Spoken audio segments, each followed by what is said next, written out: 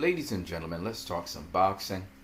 So, yesterday, Friday the 22nd of September, we had some key fights.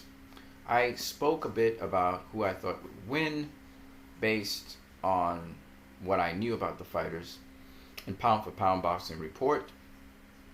If you haven't watched that telecast or podcast on YouTube, you can check it out. I'll leave the link in the description. Particularly, I picked Gilberto Ramirez to beat Jesse Hart, and he did. He knocked down Hart just like how Dashawn Johnson did in the second round this time instead of the 11th or 12th round. I can't remember which one. And he won the fight by unanimous decision. All right.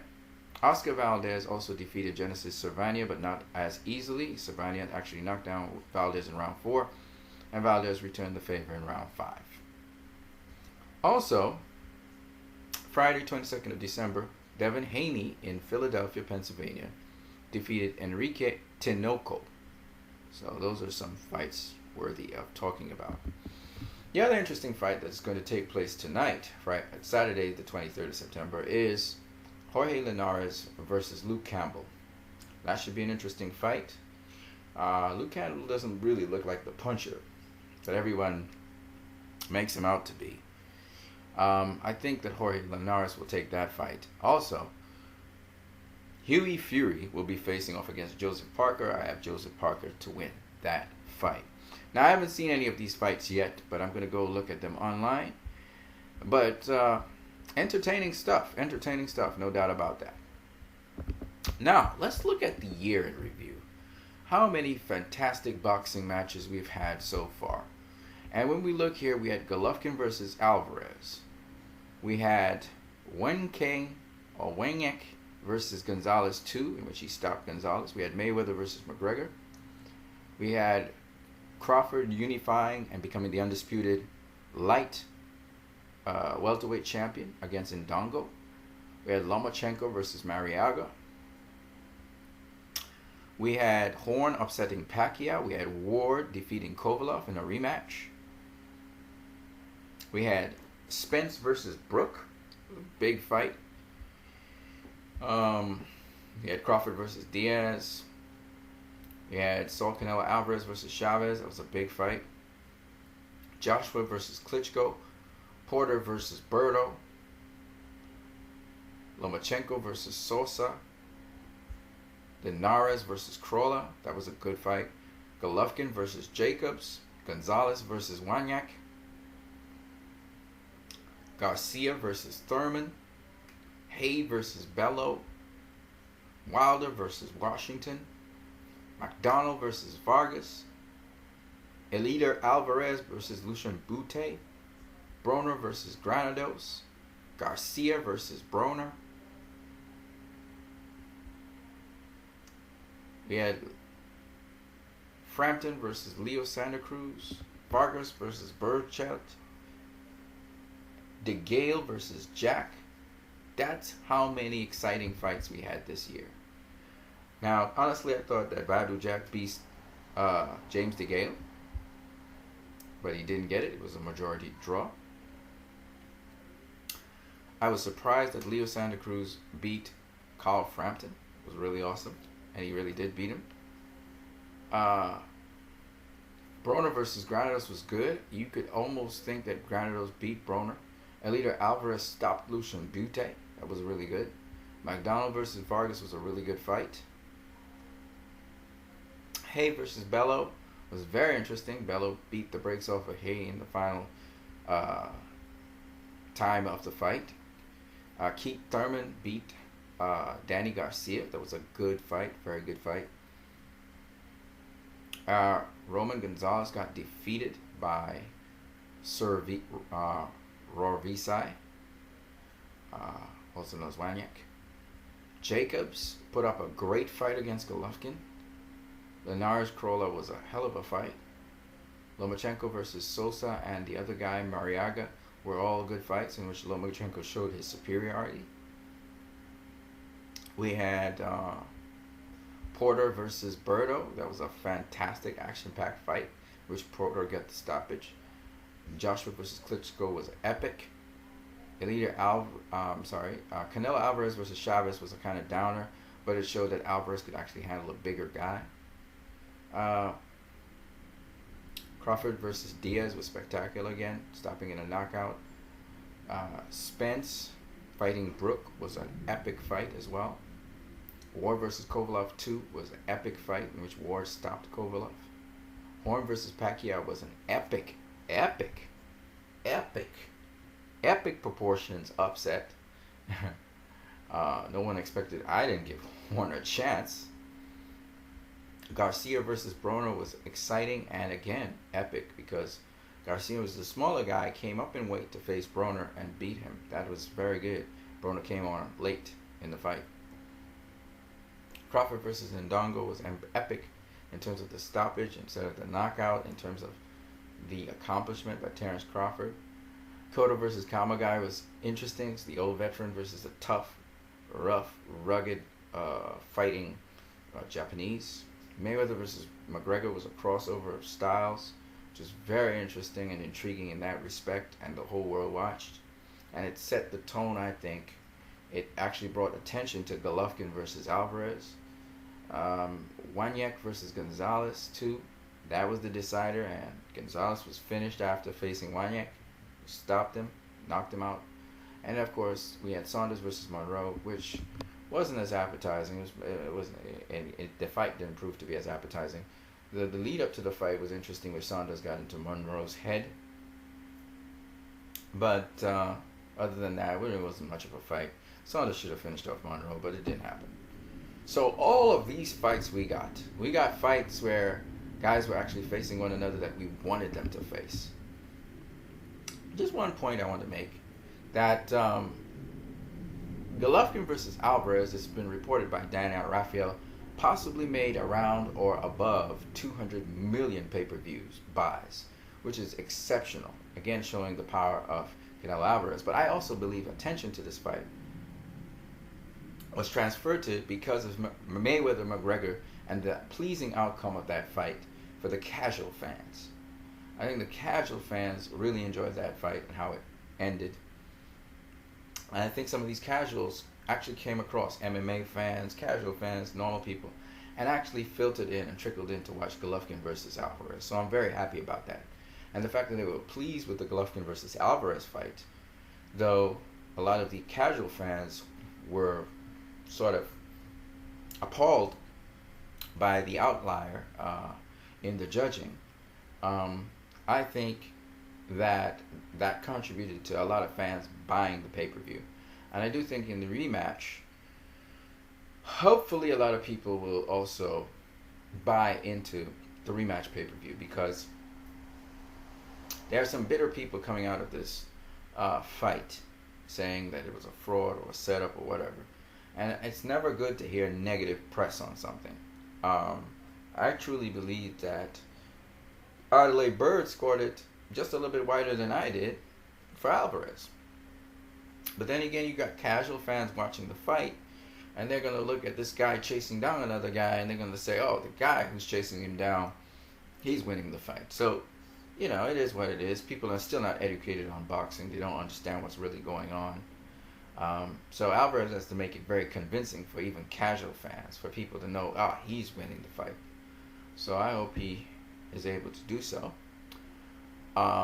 Because I seriously thought he won the fight. I thought Jacobs won against Golovkin, and I thought Alvarez won against Golovkin. Of course, the CompuBox scores do not support me with Jacobs, but it does support me with Alvarez. I have a case with him.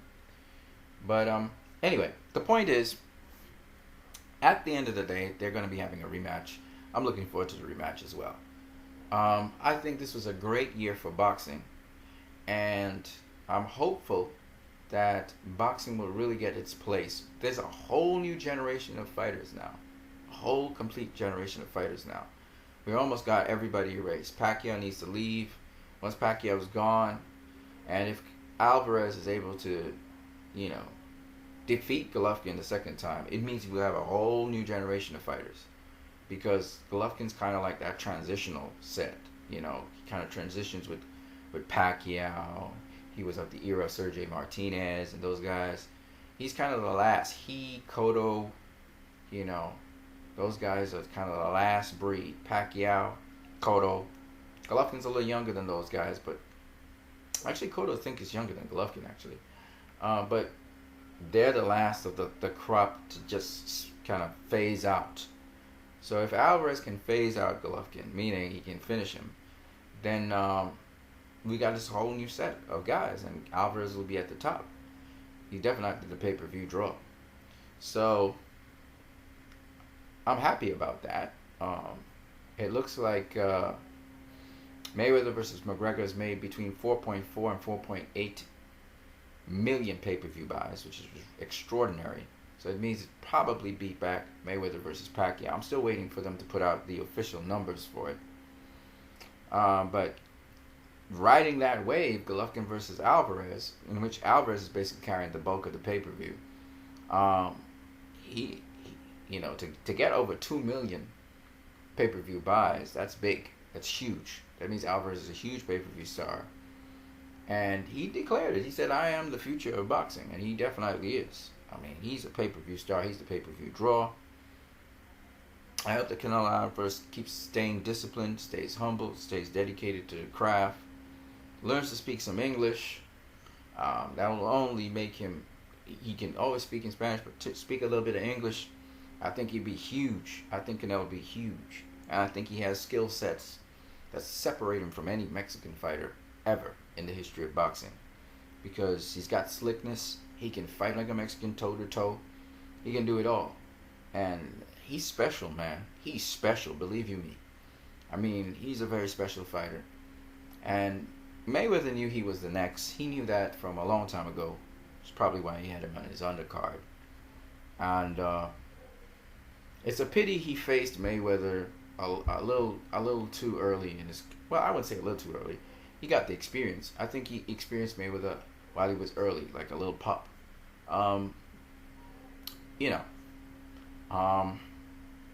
But it is what it is. It's a learning experience for him. He's only 25 years old. You believe this? This guy's 25. I thought he was 27. He's 25 years old.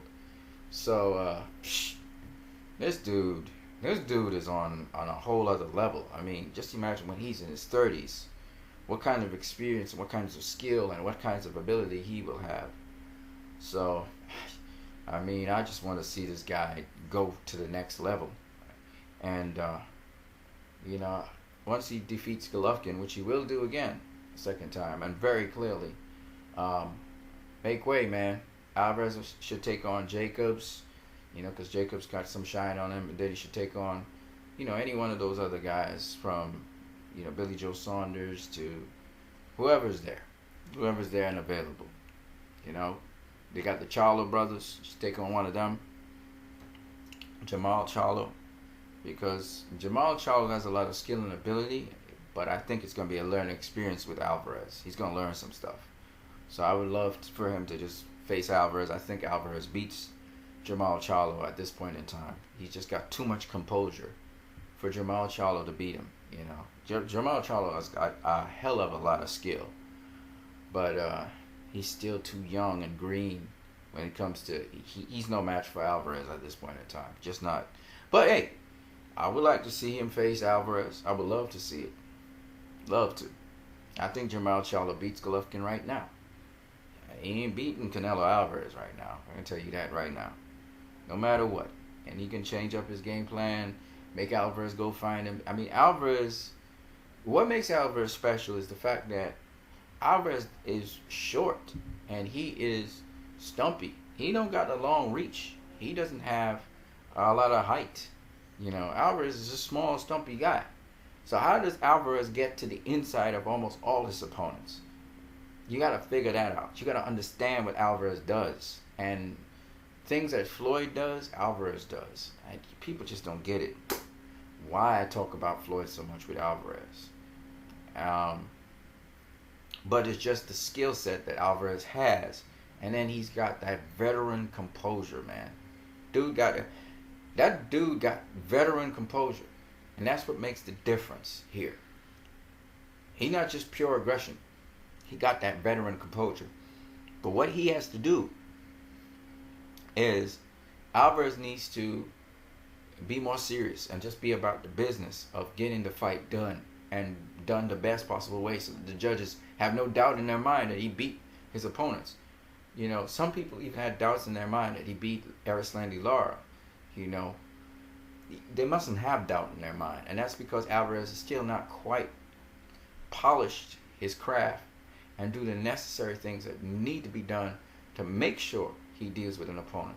The other thing I got to say about Alvarez is, if he need to rematch Erislandy Lara just to make sure he fine-tune his stuff, he should do it. I mean, rematch Lara, but make him come up to middleweight. Let Lara fight him at middleweight. You know, because he's about developing certain skill sets, and he needs to develop those skill sets.